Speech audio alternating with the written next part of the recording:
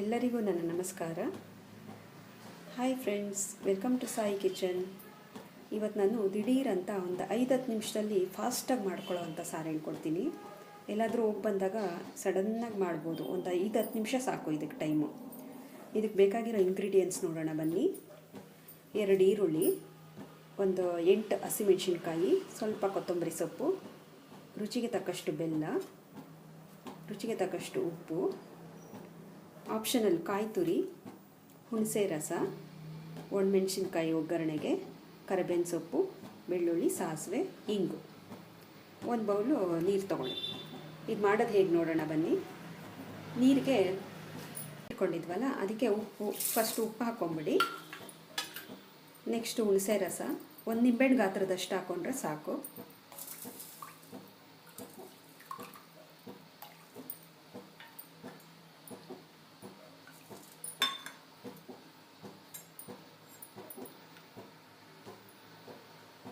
ಹಸಿಮೆಣಸಿನ್ಕಾಯಿ ಹಾಕಿ ಹೆಚ್ಚಿಟ್ಕೊಂಡಿರ್ತೀವಲ್ಲ, ಸಣ್ಣಗೆ ಹೆಚ್ಚಿಟ್ಕೊಂಡಿದ್ದ ಹಸಿಮೆಣಸಿನ್ಕಾಯಿ, ಆಮೇಲೆ ಈರುಳ್ಳಿ ಹಾಕಿ,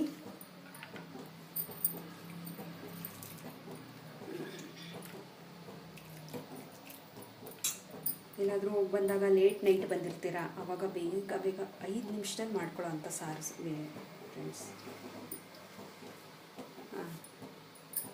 ನೆಕ್ಸ್ಟು ಈರುಳ್ಳಿ ಹಾಕಿದ್ಮೇಲೆ ಕೊತ್ತಂಬರಿ ಸೊಪ್ಪು, ಬೆಲ್ಲ ಹಾಕಿ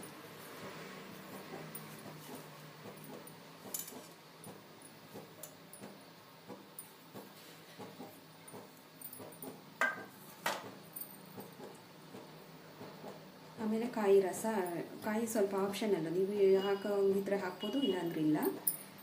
ಕಾಯಿ ರಸನ ಅದಕ್ಕೆ ಹಾಕಿ ಚೆನ್ನಾಗಿ ಉಜ್ಕೊಬೇಕು. ಇದೆಲ್ಲ ಸ್ಮ್ಯಾಶ್ ಮಾಡ್ಕೊಳ್ಳೋದು, ಅದೆಲ್ಲ ಕೂಡ್ಕೊಬೇಕು ಸಾರಿಗೆ.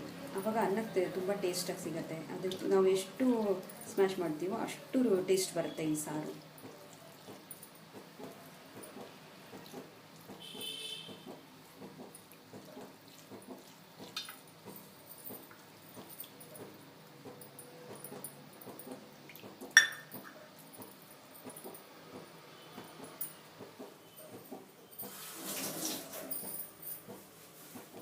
ನೆಕ್ಸ್ಟ್ ಒಗ್ಗರಣೆಗೆ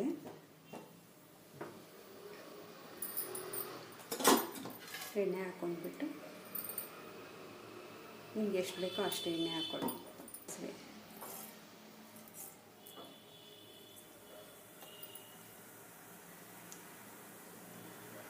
ಸಾಸಿವೆ ಹಾಕಿ, ಒಣಮೆಣಸಿನ್ಕಾಯಿ, ಬೆಳ್ಳುಳ್ಳಿ, ಕರಿಬೇವಿನ ಸೊಪ್ಪು, ಸ್ವಲ್ಪ ರುಚಿಗೆ ಟೇಸ್ಟ್ಗೆ ಹಿಂಗೆ ಇಷ್ಟ ಇರೋರು ಹಿಂಗೆ ಹಾಕ್ಕೊಬೋದು. ಜೀರ್ಣ ತುಂಬ ಚೆನ್ನಾಗಿ ಜೀರ್ಣ ಆಗುತ್ತೆ ಫ್ರೆಂಡ್ಸ್ ಹಿಂಗೆ ಹಾಕ್ಕೊಳ್ಳೋದ್ರಿಂದ.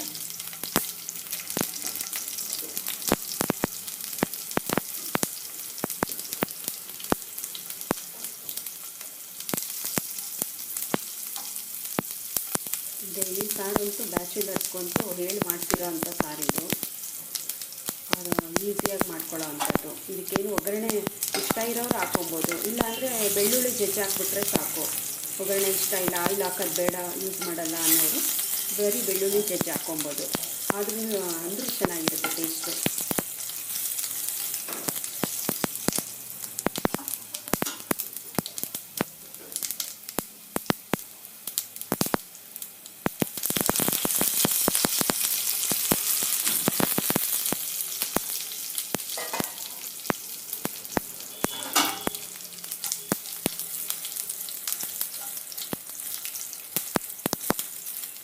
ಯಾರೆಲ್ಲ ಚಾನಲ್ ವಾಚ್ ಮಾಡ್ತಾ ಇದ್ದೀರೋ ಪ್ಲೀಸ್ ಸಬ್ಸ್ಕ್ರೈಬ್ ಆಗಿ, ಬೆಲ್ ಐಕಾನ್ ಪ್ರೆಸ್ ಮಾಡಿ. ಈ ವಿಡಿಯೋ ಇಷ್ಟ ಆದರೆ ಲೈಕ್ ಮಾಡಿ, ಶೇರ್ ಮಾಡಿ.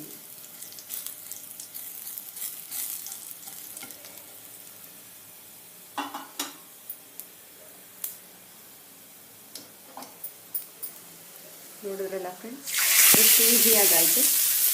Ready to use. ಇಷ್ಟೊತ್ತು ನೀವು ವಿಡಿಯೋ ವಾಚ್ ಮಾಡಿದ್ದಕ್ಕೆ ಥ್ಯಾಂಕ್ ಯು.